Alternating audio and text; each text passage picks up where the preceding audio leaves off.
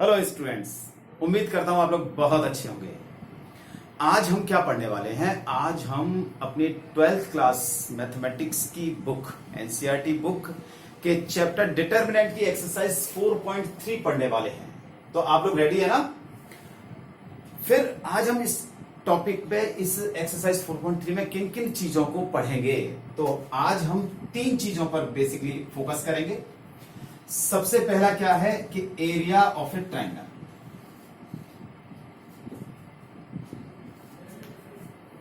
दूसरी चीज हम पढ़ेंगे collinearity of 3 points.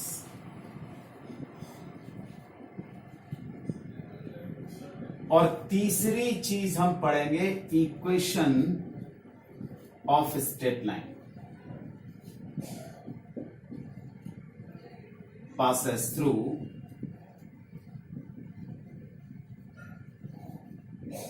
two points, है ना? ये पढ़ेंगे। ये 3 चीजें बारी बारी से आज हम पढ़ेंगे। तो आइए शुरुआत करते हैं एरिया ऑफ अ ट्राइंगल से। एरिया ऑफ ट्राइंगल से। Area of A triangle.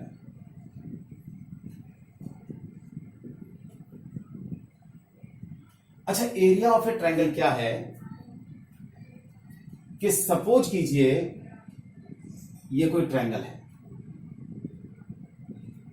ABC और इसके वर्टेक्स हैं, यानी कोऑर्डिनेट हैं वर्टेक्स A के x1 y1, B के हैं x2 y2 और C के हैं x3 y3। तो ध्यान कीजिए, आपने इससे प्रीवियस क्लास यानी 10th क्लास में एरिया ऑफ ट्रायंगल बहुत अच्छे से पढ़ा है। उसके लिए क्या फॉर्मूला होता था? उसके लिए फॉर्मूला होता था आपके पास कि area of A triangle ABC half, ध्यान करिए, आप यूज करते थे x1 y2 minus y3 plus x2 y3 minus y1 plus x3 y1 minus y2। इस तरीके से आप एरिया निकालते थे। तो आपके लिए कोई ऐसी नई चीज नहीं है। लेकिन नया क्या है? नया यह है कि हम ये जो एरिया ऑफ ट्रायंगल है, ट्रायंगल का एरिया निकालने जा रहे हैं, वो डिटर्मिनेंट का यूज करके निकाल रहे हैं, है ना? तो आपने इस फॉर्मूले को पढ़ा है, यानी कैसे x1 y2 minus y3 plus x2 into y3 minus y1 plus x3 into y1 minus y2। और कैसे लर्न कराते थे? हम इस तरीके से लर्न करते थे या स्कूल में कराया जाता था कि 1 2 3 यानी ये जो सफिक्स में लेटर्स लिखे हुए हैं 1 2 3, तो ये साइक्लिक ऑर्डर चलता था। साइक्लिक ऑर्डर कैसे? पहले 1 से स्टार्ट करते तो 1 2 3, फिर 2 से हमने स्टार्ट किया तो 2 3 1, इस तरीके से 2 3 1। देखिए 2 3 1। फिर हम कैसे 3 से स्टार्ट करिए थे 3 2 1। साइक्लिक ऑर्डर का मतलब ये होता है कि 1 को हम 2 से रिप्लेस करें, 2 को हम 3 से रिप्लेस करें, यानी 1 की जगह 2, 2 की जगह 3 और 3 को किससे रिप्लेस करें? 1 से रिप्लेस करें। तो देखिए 1 की जगह 2, 2 की जगह 3 और 3 की जगह 1। ठीक है। फिर इसी तरीके से 2 की जगह 3, 3 की जगह 2, 3 1 2, सॉरी 3 1 2, ये होता था ऑर्डर। इसको हम साइक्लिक ऑर्डर कहते थे। तो 3 1 2, इस साइक्लिक ऑर्डर से कि 1 2 3 2 3 1 3 1 2 करते जाइए और फॉर्मूला याद होता जाता है। अब इसी फॉर्मूले को अगर हम डिटर्मिनेंट के रूप में लिखते हैं तो area of triangle half. Determinant के रूप में लिखना है तो पहले ये जो वर्टेक्स दे रखे हैं ABC, इनके जो कोऑर्डिनेट्स हैं उनमें x1 x2 x3, इसको फर्स्ट कॉलम में लिखिए x1 x2 x3, राइट? अब y वाले कोऑर्डिनेट्स लिखिए सेकंड कॉलम में y1 y2 y3, ये आपका y1 y2 y3। और यहां लिख देते हैं हम अपनी तरफ से 1 1 1। इस फॉर्मूले का यूज करके, यानी डिटर्मिनेंट का यूज करके हम इस ट्रायंगल का एरिया निकालते हैं। बात समझ में आ रही है ना? अब देखिए, ध्यान रखने वाली बात क्या है? ध्यान रखने वाली बात यह है कि बाई चांस अब ये डिटर्मिनेंट की वैल्यू हम निकाल रहे हैं, भाई हमने इस डिटर्मिनेंट की वैल्यू निकाली और वो सपोज कीजिए नेगेटिव आ गई, फिर बड़ी समस्या हो जाएगी, है ना। कैसी आ गई? नेगेटिव आ गई। मान लीजिए आपने इसकी कैलकुलेशन की और -10 आ गया। अब सबसे बड़ी समस्या है कि एरिया तो माइनस में होता ही नहीं है, एरिया तो हमेशा पॉजिटिव होता है। तो हम क्या करेंगे कि अगर एरिया नेगेटिव आता है तो हम उसकी एब्सोल्यूट वैल्यू लेंगे। कौन सी वैल्यू लेंगे? हम उसकी एब्सोल्यूट वैल्यू लेते हैं, ठीक है ना। Since area is positive quantity, आपने कभी भी ये नहीं सुना होगा कि इस ट्राइंगल का एरिया -10 स्क्वायर मीटर या स्क्वायर फीट या जो भी यूनिट दे रखी है उसके हिसाब से, कभी नहीं आपने सुना होगा। तो since area is positive quantity, we always take absolute value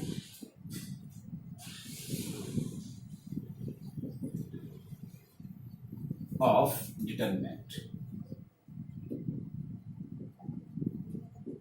of the determinant, यानी उस डिटर्मिनेंट की वैल्यू हमेशा हम कैसी लेंगे? एब्सोल्यूट वैल्यू लेते हैं। एब्सोल्यूट वैल्यू का मतलब क्या है? जैसे आपने एरिया निकाला, बात समझ आ रही है, और वो -10 आ गया, आपने कैलकुलेशन की और वो -10 आ गया, तो आपको उसका एरिया कैसे लिखना है? एब्सोल्यूट वैल्यू यानी मॉडुलस ले लेना है। एब्सोल्यूट को अपन दूसरे वर्ड्स में क्या कहते हैं? मॉडुलस भी बोलते हैं। और ये मॉडुलस आपको बहुत अच्छे तरीके से पता है कि किस तरीके से निकालते हैं। एक्चुअली एब्सोल्यूट वैल्यू जो होती है वो नॉन नेगेटिव रियल नंबर होता है ना, तो उसे मॉडुलस भी कह देते हैं। तो इस तरीके से आपको मॉडुलस लगाना है और -10 लिखना है और फिर लिख देना है 10 स्क्वायर। पहली बात तो ये है, ये आपको ध्यान रखना है। बात समझ आ रही है? दूसरी बात क्या है कि कई बार क्या होता है कि इस ट्राइंगल के जो कोऑर्डिनेट्स हैं वो दे रखे होते हैं, लेकिन एक कांस्टेंट, आर्बिट्रेरी कांस्टेंट कह सकते हैं, चाहे वो k दे रखा हो, चाहे स्मॉल a दे रखा हो या स्मॉल b दे रखा हो, और वो कहता है कि if the area of the triangle is this 10, 20, 25, 30, कुछ भी कह सकता है वो, then find the value of k की वैल्यू निकलवा या स्मॉल a की कह दे। उस समय आपको क्या करना है? उस समय क्या करना है कि जब हम इस डिटर्मिनेंट की वैल्यू निकालेंगे, ध्यान दीजिए कि जब इस ट्राइंगल का एरिया हमें दे रखा हो तो हमें इस डिटर्मिनेंट का यूज करना है। तो जब हम इस डिटर्मिनेंट की वैल्यू को निकालेंगे तो कैलकुलेशन के लिए हम प्लस और माइनस यानी पॉजिटिव और नेगेटिव दोनों को लेकर के चलेंगे, ठीक है ना। तो if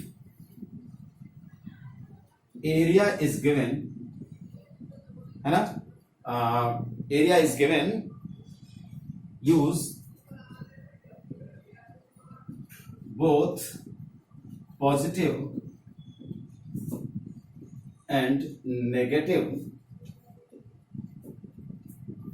value of the determinant for calculation। क्योंकि होगा क्या, अगर आप पॉजिटिव और नेगेटिव वैल्यू लेकर के नहीं चलेंगे, आप पॉजिटिव वैल्यू ही लेकर के चले, तो फिर आपकी जो वैल्यू आएगी वो गलत आएगी। कैसी आएगी? गलत आएगी, जिसे हम अभी एक क्वेश्चन के माध्यम से देखेंगे, ठीक है ना। क्वेश्चन से देखेंगे कि वो किस तरीके से हमें प्लस और माइनस लेके चलना है और कैसे हमें एरिया, अगर जो किसी ट्राइंगल का एरिया निकालते हैं और वो नेगेटिव आता है तो हम कैसे उसके एब्सोल्यूट वैल्यू को निकालेंगे। अभी हम क्वेश्चन करेंगे, तब तक इसको नोट कर लीजिए आप। चलिए अभी क्वेश्चन करते हैं। हमारे पास फॉर्मूला है कि इस ट्राइंगल का एरिया कैसे निकालते हैं, वो मैंने लिख रखा है x1 x2 x3 y1 y2 y3 1 1 1, और ये हाफ और है, इसको ध्यान मत भूल जाना। इस ट्राइंगल के सपोज कीजिए जो वर्टेक्सेस दे रखे हैं वो क्या है? -2 -3 3 2 -1 -8। अब हमें इसका एरिया निकालना है। तो एरिया ऑफ ट्राइंगल एबीसी, आप फॉर्मूला लिख देंगे ये जो लिखा है ऊपर, ठीक है ना।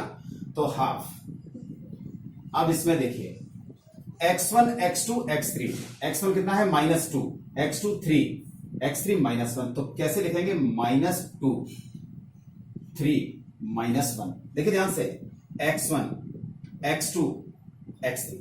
अब किससे लिखना है y1 y2 y3, y1 कितना है -3, y2 2, y3 -8, तो बस इनको लिख दीजिए -3 2 -8। अब क्या लिखना है 1 1 1, इसको यहां लिख दो 3 2 1 1 1। अब इसकी हम वैल्यू निकालते हैं। तो डिटरमिनेंट का एक्सपेंशन तो हम किसी भी रो और किसी भी कॉलम से कर सकते हैं। आप लोगों ने बहुत सारे क्वेश्चंस ऐसे सॉल्व किए हैं, लेकिन फिर भी चलिए यहां लिख देते हैं प्लस माइनस प्लस। आपको साइन याद है कि नहीं ये, और फर्स्ट रो से ही हम इसका एक्सपेंशन करते हैं। तो देखिए हाफ -2, अब -2 फर्स्ट रो और फर्स्ट कॉलम में है, तो फर्स्ट रो और फर्स्ट कॉलम को हटा दीजिए। बाकी कितना हुआ क्रॉस मल्टीप्लाई करके 2 और -8 तो +8, 2 + 8।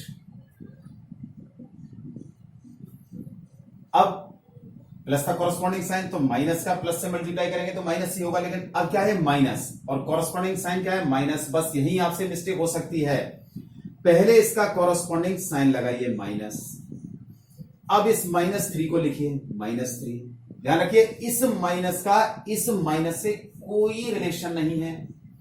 ये माइनस इस एलिमेंट के साथ है, ये माइनस कैलकुलेशन में आता है, तो ये वाला माइनस यहां है और ये -3 यहां पर है, ठीक है। अब ये फर्स्ट रो और सेकंड कॉलम हटा दीजिए, तो कितना बचा 3 -1, साइन चेंज कर देते हैं +1, राइट। अब अगला चलिए 1 पे, 1 के कॉरस्पॉन्डिंग साइन प्लस, तो +1 कितना आया ये फर्स्ट रो और थर्ड कॉलम, तो -24 और +2 क्यों -1 का 2 से मल्टीप्लाई -2, तो ये +2 हो गया।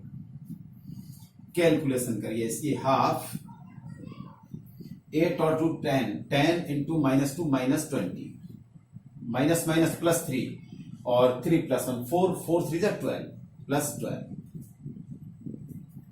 -24 +2 -22 इंटू +1, तो -22 -22, ये लिख देते हैं हाफ। कितना आ गया -22 -20 -42, 12 कम कर दिया तो -30, और 2 से -30 कैंसिल कितनी बार हो गया -50। एरिया ऑफ ट्राइंगल नेगेटिव आया है।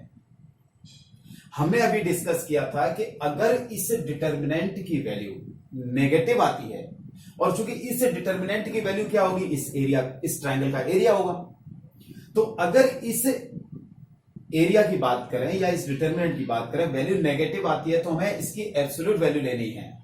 कैसे लेंगे, हम यहीं से मॉडुलस लगा दीजिए, मॉडुलस का साइन लगा देते हैं इस तरीके से,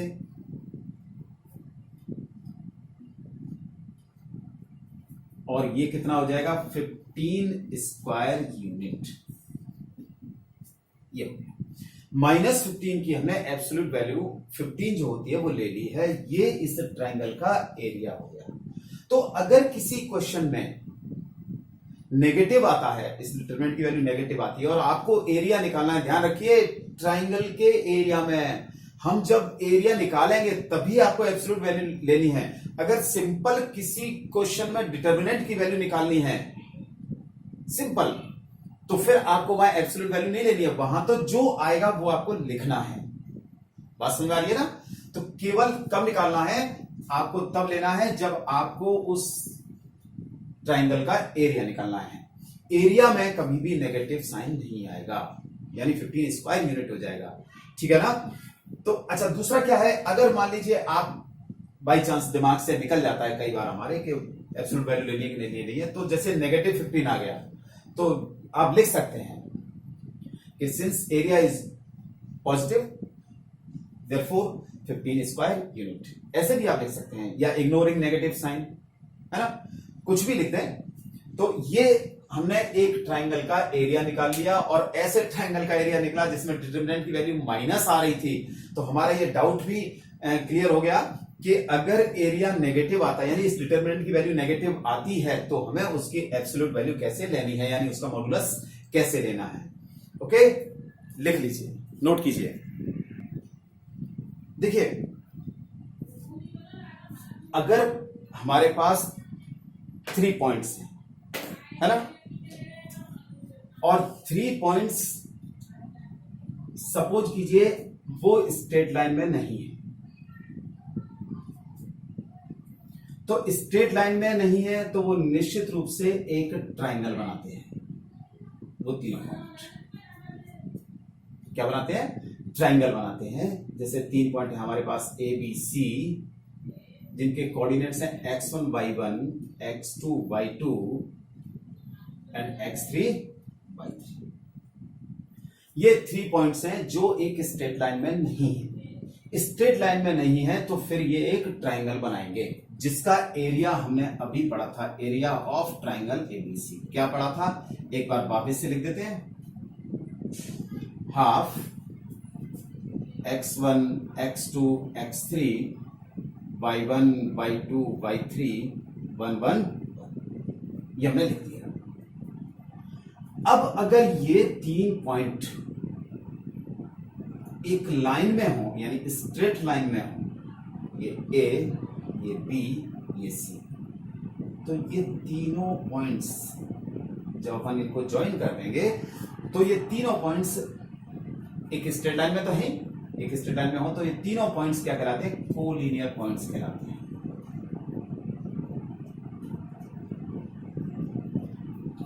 कोलिनियर पॉइंट्स कहलाते हैं। अब अगर इनके coordinates x1 y1, x2 y2 और x3 y3 हैं, तो आप समझ सकते हैं कि जब ये तीनों पॉइंट एक स्ट्रेट लाइन में हैं, तो एक ऐसा ट्राइंगल बना रहे हैं जिसका एरिया कितना है?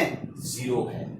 देखिए ट्राइंगल है ही नहीं, कहां ट्राइंगल बना रहे हैं? तो यानी ये 3 पॉइंट ऐसे हैं, तीनों पॉइंट्स, कि इनसे बने ट्राइंगल का एरिया कैसा है? 0 है।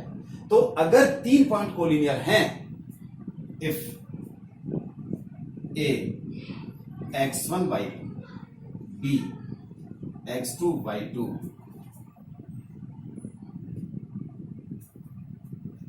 and C x3 y3 are collinear, then क्या area of triangle ABC must be 0? क्योंकि देखिए, ध्यान दीजिए, वापस से ध्यान दीजिए कि अगर 3 पॉइंट एक स्ट्रेट लाइन में नहीं है तो वो एक ट्राइंगल बनाएंगे जिसका एरिया हमने ये पढ़ा, और ये इसकी फिगर है। अगर वो तीनों पॉइंट एक स्ट्रेट लाइन में है तो वो तीनों पॉइंट्स क्या कहलाएंगे? कोलिनियर पॉइंट्स कहलाते हैं। यानी 3 पॉइंट्स कोलिनियर तब होते हैं जब उनसे बने ट्राइंगल का एरिया कितना हो? 0 हो। रखिए यहां half x1 x2 and x3, y1 y2 y3 1 1 1 is equal to 0। तो आपको जब 3 पॉइंट्स को कोलिनियर बताना है तो वो तीनों पॉइंट से बने ट्राइंगल का एरिया को आपको 0 शो करना होगा। 0 शो कर देंगे तभी वो तीनों पॉइंट्स कोलिनियर होंगे। अब देखिए, इसमें 2 टाइप के क्वेश्चन होते हैं। एक तो क्या होते हैं, वो कहता है कि show that the given points are collinear. तो आपको क्या करना है कि वो तीनों पॉइंट से बने जो ट्राइंगल है ना, उनसे बने ट्राइंगल का एरिया 0 लेकर के आपको वो 0 प्रूफ करना है। बात समझ आई? दूसरे टाइप के क्वेश्चंस कौन से होते हैं? वो कहता है कि इफ दीज पॉइंट्स मतलब A B C are collinear, then find the value of, कोई आर्बिट्रेरी कांस्टेंट होता है उसमें, स्मॉल ए बी सी, या कोई कंडीशन निकलवाता है, ठीक है ना। तो कंडीशन निकलवाता है तो उस समय वो क्वेश्चन को आपको ध्यान से पढ़ना है। वो कहता है कि if these 3 points are collinear, अगर ये तीनों पॉइंट्स कोलिनियर हैं, then find the value of, तो उसकी वैल्यू निकालिए, जो भी कांस्टेंट उसमें दे रखा है। तो उस समय चूंकि आपको दे रखा है कि वो कोलिनियर है, तो आपको जीरो इक्वल लेकर के चलना है। ये हम क्वेश्चन में बहुत अच्छे तरीके से देखेंगे अभी। उसको आपको जीरो लेकर के चलना है और उससे वो कंडीशन निकालनी है। दोनों ही चीजें देखेंगे। ओके, तब तक इसको आप नोट कीजिए।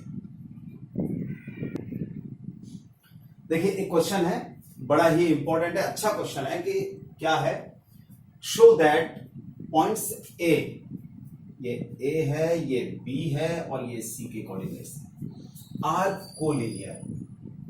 वो ये कह रहा है कि ये तीनों पॉइंट्स कोलिनियर हैं। अब देखिए, कोलिनियर हैं तो कोलिनियरिटी का मतलब क्या हो गया कि ये तीनों पॉइंट्स कोलिनियर कब होंगे, जब इन तीनों पॉइंट से बने ट्रायंगल का एरिया जीरो हो।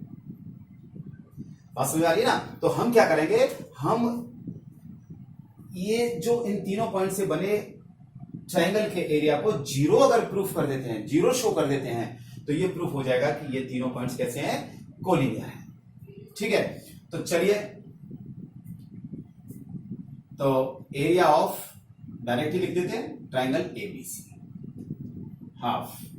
फॉर्मूला क्या है, चलिए हम फॉर्मूला लिख देते हैं यहां पर, x1 x2 x3 आप भी लिखें जिससे आपको याद हो जाए अच्छी तरह से, एंड 1 1 1। अब देखिए, ये x1 ये y1, ये x2 ये y2, बात समझ में आ रही है ना, और ये x3 और ये y3। तो अब आपको ये तो समझ में आ ही गया होगा कि ये x1 की वैल्यू है, ये y1 की वैल्यू है, ये x2 की वैल्यू है, ये y2 की वैल्यू है, ये x3 की वैल्यू है और ये y3 की वैल्यू है। तो चलिए लिखते हैं, half x1 means a, x2 यानी b और x3 c, y1 b plus c, y2 c plus है, ये रहा y2 c प्लस है, और y3 कितना है, a प्लस b। फिर तीसरा 1 1 1 हम अपनी तरफ से लिखते हैं, राइट। अब देखिए, प्रॉपर्टी आप लगा सकते हैं, कोई दिक्कत नहीं है। हम c1 और c2 को ऐड कर देते हैं, c1 में एक प्रॉपर्टी लगा देते हैं, c1 प्लस c2। प्रॉपर्टीज तो याद होंगी डिटर्मिनेंट की। तो कितना आ जाएगा, हाफ। देखिए, दोनों को प्लस कर दीजिए तो a plus b plus c, ठीक इसी तरीके से b plus c plus a, दोनों को ऐड कर दिया, इन दोनों को प्लस कर दीजिए, c प्लस, कितना बच गया, b plus c, c plus a और a प्लस b, एंड 1 1 1, ये आ गया। अच्छा, ये थोड़ा सा गड़बड़ हो रहा है तो मैं इसको दोबारा से लिखता हूं।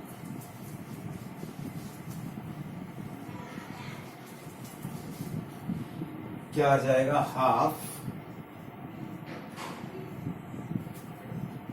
a plus b plus c, है ना, b प्लस c एंड 1, फिर b plus c plus a, c plus a 1, फिर आ जाएगा c plus a plus b, a plus b and this is 1। अब ठीक है।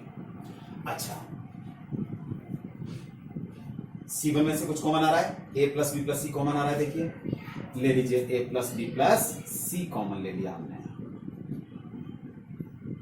कितना बच गया, 1 1 1, b plus c, c plus a plus b, and this is 1 1 1।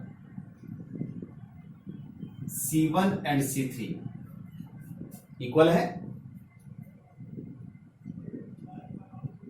और जब दो रो या दो कॉलम के एलिमेंट्स इक्वल होते हैं तो उस डिटर्मिनेंट की वैल्यू क्या होती है, फटाफट से बताइए, 0, और मल्टीप्लाई करेंगे तो 0। यानी इन तीनों पॉइंट से बने ट्रायंगल का एरिया हमने कितना शो कर दिया, 0 शो कर दिया। 0 शो हो गया, इसका मतलब क्या है कि these points A B C are collinear. it shows that given points A, B and C are collinear.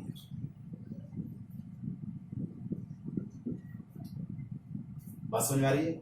ये अपना क्वेश्चन हो गया।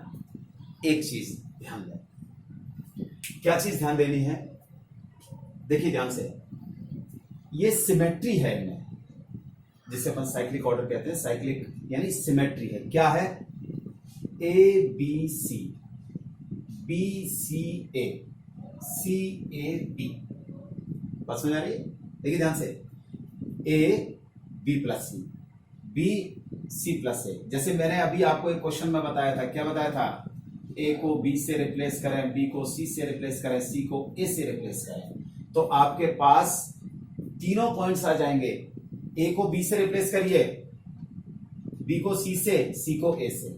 अब यहां ये बी को सी से, सी को ए से, ए को बी से। अगर इस तरीके के पॉइंट्स होते हैं तो वो हमेशा कोलिनियर होते हैं। बात समझ में आ रही है? तो अब आप इसको नोट कर लीजिए। चलिए अब अपन देखते हैं equation of line joining two points x1 y1 and x2 y2। तो देखिए ये है 2 पॉइंट्स A एंड B। इसके कोऑर्डिनेट्स हैं x1 y1 और इसके कोऑर्डिनेट्स हैं x2 y2। हमें इस लाइन का इक्वेशन निकालना है। बात समझ आ रही ना? और डिटर्मिनेंट के यूज से निकालने। वो 2 पॉइंट्स से पास होने वाली लाइन का इक्वेशन तो आपने 11th क्लास में निकाला है। कैसे निकाला है? y minus y1 is equal to y2 minus y1। याद आ रहा है कुछ? x2 माइनस x1 और x minus x1। Equation of A line passing through 2 points. लेकिन यहां हमें क्या करना है? यहां हमें डिटर्मिनेंट का यूज करना है ना? तो डिटर्मिनेंट का यूज करके कैसे निकालना है देखिए। तो इक्वेशन ऑफ लाइन ज्वाइनिंग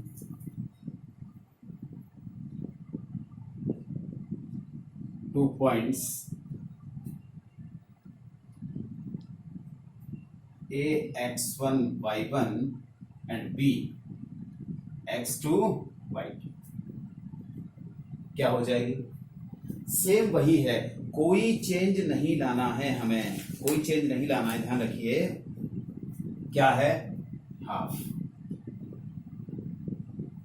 देखिए अगर आप अभी आपको ध्यान है, हमने एरिया ऑफ ट्रायंगल निकाला था जब 3 पॉइंट्स दे रखे थे। तो क्या था एरिया ऑफ ट्रायंगल?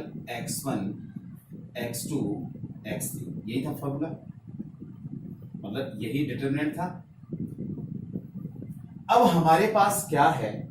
हमारे पास x1 y1 और x2 y2 तो हैं, ये 2 पॉइंट्स तो हैं। लेकिन क्या नहीं है? ये x3 y3 नहीं है ना? तो इस x3 y3 में क्या कर देंगे हम? देखिए इसमें से x1 y1 की जगह तो लिख दीजिए x और y। x1 y1 और 1 की जगह क्या लिख, वो x1 और y1 की जगह क्या लिख देते हैं हम? x और y। x2 y2 की जगह x1 y1 रिप्लेस कर दीजिए और x3 y3 की जगह x2 y2 रिप्लेस कर दीजिए। लीजिए इस डिटर्मिनेंट का यूज करके हम इस स्ट्रेट लाइन की इक्वेशन को निकालेंगे। तो देखिए कैसे है, एक क्वेश्चन देखते हैं छोटा सा, इसी पे जगह है। वो कह रहा है find the equation of line joining, question है अपना, find equation of line joining 1, 2 and 3, 6 using determinants, right? हमें डिटर्मिनेंट का यूज करके इस दोनों पॉइंट को ज्वाइन करने वाली लाइन का इक्वेशन निकालना है, यानी 1 2 3 6 का। तो मैं इसी में लिख देता हूं, ये हो जाएंगे अपने 1 2 और ये पॉइंट्स हो जाएंगे 3 6, यानी x1 की जगह 1, y1 की जगह 2, x2 की जगह 3 और y2 की जगह 6 रखना है आपको। तो चलिए रखते हैं। तो equation of line joining 1 2 and 3 6 is equal to half. सबसे पहले क्या लिखना है हमें? सबसे पहले हमें x और y लिखना है, तो x y 1। अब x1 y1 1, तो x1 की जगह 1 है ना, y1 की जगह 2 और ये 1 अपनी तरफ से लिखना है। अब क्या लिखना है? x2 y2, तो x2 की जगह 3 एंड 6 और ये कितना हो जाएगा? 1 हो जाएगा। इसकी करिए कैलकुलेशन, एक्सपेंड करिए, बहुत सिंपल है, इधर ही कर देते हैं। यहां हाफ, देखिए x के लिए साइन ध्यान रखना, प्लस माइनस प्लस, और हम r1 से ही एक्सपेंड करते हैं, r1 से इजी पड़ जाता है। प्लस माइनस प्लस, तो हमने प्लस ले लिया। x के लिए ये रो और ये कॉलम, तो कितना बचा? 2 माइनस 6। सॉरी, इसमें एक मिस्टेक हो गई, बहुत बड़ी मिस्टेक हो गई है। इक्वेशन है तो ये इक्वल टू 0 आएगा। क्या आएगा? इक्वल टू 0 आएगा। विदाउट इक्वल टू 0 के तो इक्वेशन बनेगी ही नहीं, है ना। तो अब 2 से इधर मल्टीप्लाई किया तो कितना आ जाएगा, हम बाद में कर देंगे, चलो यहां कर देते हैं हाफ, है ना। ध्यान रखिए, इक्वेशन के लिए हमें इक्वल टू 0 लिखना होता है ना। तो अब हाफ ही आ गया। एक्सपेंड करते हैं r1 से x, 2 माइनस 6 माइनस y, कैसे? प्लस फिर माइनस, अब कितना हो जाएगा? 1 माइनस 3, है ना। फिर इस 1 के लिए 6 माइनस 6 प्लस 1 के लिए 6 माइनस 6 इज इक्वल टू 0। ये कितना आ जाएगा? हाफ 2 उधर जाकर के मल्टीप्लाई हो जाएगा तो 0 हो जाएगा। कितना बचा? ये minus 4x minus 2 plus 2y और ये 0 is equal to 0। Minus 2 common ले लीजिए, माइनस 2 हमने कॉमन लिया तो 2x minus y is equal to 0 और ये हो गया 2x minus y is equal to 0। ये इन दो पॉइंट से पास होने वाली लाइन का इक्वेशन हो गया। तो ध्यान रखिए, ये इक्वल टू 0 है, बाय मिस्टेक अपन 0 नहीं लिख पाए थे, कोई बात नहीं है। तो जब भी आपको दो पॉइंट से पास होने वाली लाइन का इक्वेशन निकालना है तो कैसे निकालेंगे? Half x y 1, x1 y1 1, x2 y2 1 equal to 0। 0 बहुत जरूरी है, अदरवाइज वो इक्वेशन नहीं होगी। बात समझ में आ रही है ना? ठीक है, तो इसको नोट कीजिए। तो चलिए आइए क्वेश्चन सॉल्व करते हैं। बड़ा ही अच्छा क्वेश्चन है कि find values of k if area of triangle is 4 square unit, है ना, एंड वर्टेक्सेस आर दिस। तो देखिए, एक तो हमें k की वैल्यू निकालनी है। इस ट्राइंगल का एरिया दे रखा है 4 स्क्वायर यूनिट, और क्या दे रखा है? वर्टेक्सेस दे रखे हैं, ये वर्टेक्सेस दे रखे हैं। बात समझ में आ रही है? अब आपको इसके k की वैल्यू निकालनी है, तो क्या कैसे निकालेंगे? देखिए, गिवन एरिया ऑफ ट्राइंगल कितना दे रखा है? 4 स्क्वायर यूनिट दे रखा है। इसका एरिया लिखिए हाफ, है ना। ध्यान देना फॉर्मूला x1 x2 x3, तो ये x1 y1, ये x2 y2 और ये x3 y3। तो कितना हो जाएगा? k 4 0, x1 x2 x3। अब y1 0, y2 0 और y3 2 and 1 1 1। Is equal to क्या है 4 स्क्वायर यूनिट है ना। अब बताइए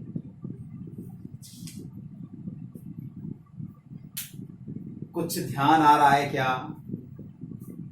हमने जब एरिया पढ़ा था, ट्रायंगल, एरिया ऑफ ट्रायंगल पढ़ा था, तो उस समय एक इंपॉर्टेंट चीज बताई थी कि अगर किसी ट्रायंगल का एरिया हमें गिवन है और किसी कांस्टेंट की हमें वैल्यू निकालनी हो, इसकी हमें वैल्यू निकालनी है और हमें ये एरिया दे रखा है,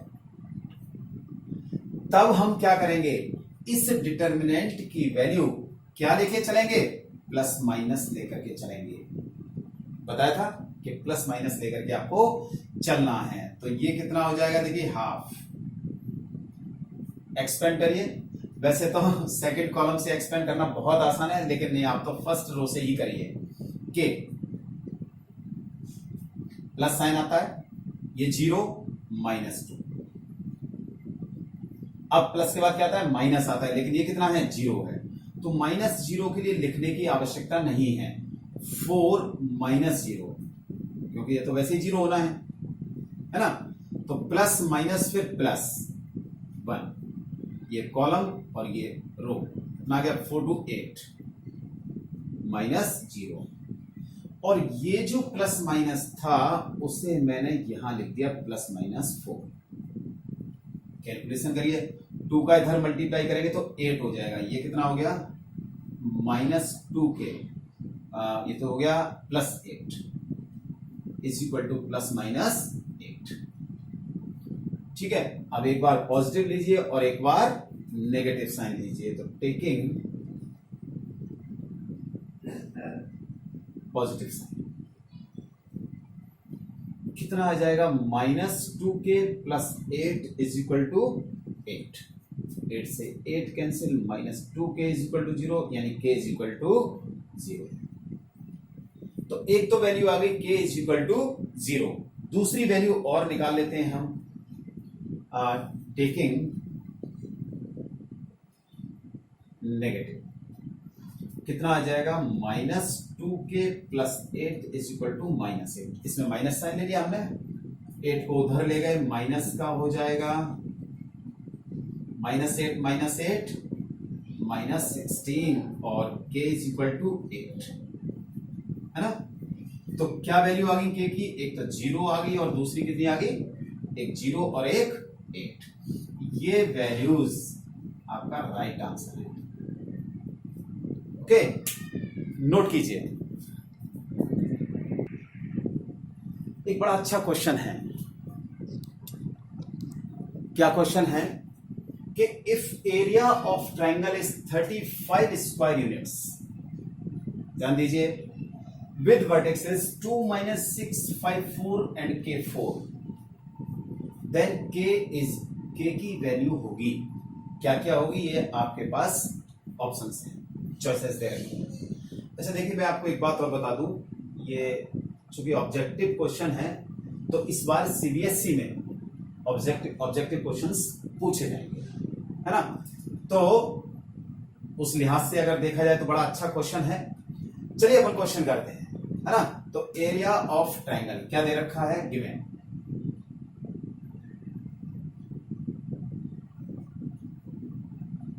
35 स्क्वायर यूनिट्स। ओके, हाफ वही, ये x1/1 है ना, ये x2/2 है और ये x3/3 है। तो रख दीजिए वैल्यू x1 कितना है? 2 5k, फिर -6/2 कितना है? 4/3 4, है ना। 1 1 इज इक्वल टू 35। बात हुई थी अपनी 2 -6 5 4 k4, बिल्कुल राइट, 135, कि जब एरिया ऑफ ट्राइंगल गिवन हो, है ना, when we have area of triangle, है ना, तब हम इस डिटर्मिनेंट की वैल्यू कैसे लेकर के चलते हैं? प्लस माइनस लेकर के चलते हैं। तो प्लस माइनस आप यहां लगा दीजिए या प्लस माइनस यहां लगा दीजिए, ये कोई इशू नहीं है, तो मैंने इसको इधर रख दिया। बात समझ आ रही है? 2 का मल्टीप्लाई कर देंगे 35 से तो कितना हो जाएगा 70 हो जाएगा। और इसका एक्सपेंशन करिए तो एक्सपेंशन करते हैं हम 2 से स्टार्ट करते हैं, इस 2 से फर्स्ट रो से R1 से। तो ये 2 फर्स्ट रो और फर्स्ट कॉलम में है, छुपा दीजिए, कितना आ जाएगा 4 माइनस 4, तो 4 माइनस 4। अब माइनस साइन, ध्यान रखिए यहां आपसे मिस्टेक नहीं होनी चाहिए, प्लस माइनस, इस माइनस का इस माइनस से कोई लिंक नहीं है ना, तो -6। अब ये first row second column 5 minus के, ठीक है, +1 +1 के लिए first row third column 5 4 20 minus 4k is equal to +-70। +-70 कैसे? 2 का 35 से हमने मल्टीप्लाई कर दिया। सॉल्व करिए तो ये तो 0 हो गया। अरे वाह, +6 है ना, तो 30 माइनस +6 30 6 5 30 -6k है ना, प्लस कितना हो जाएगा 20 -4k इज इक्वल टू +-7। ये हो गया 3 और 20 50 और -10, तो ये हो गया आपका -10k + 50 इज इक्वल टू +-7। अच्छा ऐसा करिए 10 कॉमन ले लीजिए इसमें से, तो -k + 5 इज इक्वल टू +-7। अब वही एक बार हमें पॉजिटिव लेना है और एक बार नेगेटिव, तो टेकिंग पॉजिटिव, पहले पॉजिटिव लीजिए, क्यों? हमेशा आप भी पॉजिटिव रहें, है ना, तो -k + 5 इज इक्वल टू 7। 5 को उधर ले जाइए, 7 में से 5 चले गए तो 2, therefore k is equal to -2। Taking negative, तो -k + 5 इज इक्वल टू -7, है ना।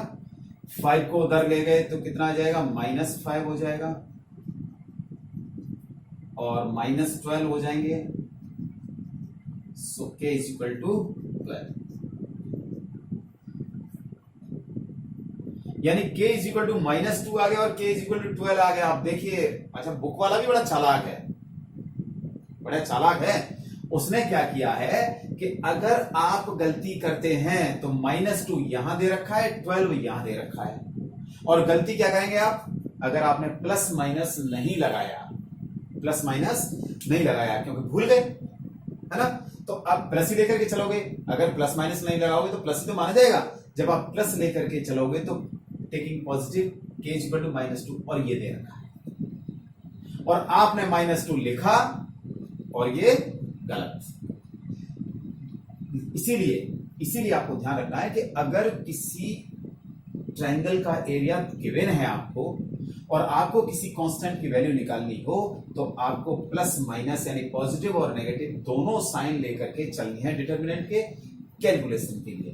तो k इज इक्वल टू -2 और k इज इक्वल टू 12, यानी k की वैल्यू क्या आ गई? k की वैल्यू आ गई 12 एंड -2, और वो कौन सा ऑप्शन है? डी है। तो आप अगर गलती करते हैं, देखिए आप साइकोलॉजी कितनी तेज है बुक की, कि अगर आप मिस्टेक करते हैं, k इज इक्वल टू -2 लिख के आते हैं, वो भी दे रखा है, नेगेटिव लेकर के चले और k इज इक्वल टू 12 निकाल दिया, वो भी दे रखा है अलग से, दोनों दे रखे हैं, लेकिन आपको तो दोनों ही साइन लेकर के चलने हैं, प्लस और माइनस, पॉजिटिव और नेगेटिव दोनों साइन लेकर के चलने हैं, तब आपको k की वैल्यू निकालनी है। बात समझ में आ गई? तो k is equal to 12 and -2, तो आपका ऑप्शन कौन सा है? ये सही, नोट कीजिए।